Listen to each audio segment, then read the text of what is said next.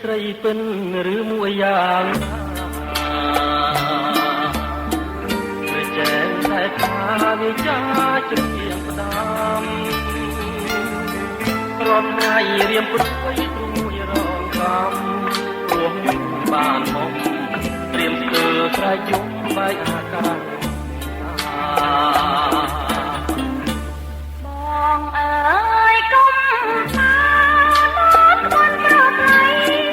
មិនណាទៅไปលាមកថាសិនជាเป็นចិនស្មោះស្នេហារឿងយើងប្រត់គ្នាប្រត់រឿងអ្វីអូនមិនមែនតើចបានចើចបានថាអ្នកតាតាមបងជួយជាថាស្អីខ្ញុំមិនថាចិត្តមិនថាសំដីអូកលាបស្រី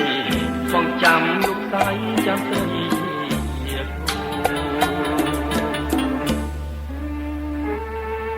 បងកុំស្មានអត់ក្បត់ក្រោកដៃបំឡាខាងបៃវាមួកកាប់កាប់បើសិនជាពិតចិត្តស្មោះស្នេហ៍រឿងយើងប្រត់គ្រប់រឿងបាត់អូនមិនមែនតើចបានចើចបានថោអ្នកតាតាំងបងជួយជាថាស្អីខ្ញុំមិនថាចិត្តមិនថាសំដីអូកលាបស្រីបងចាំលោកស្រីចាំស្រី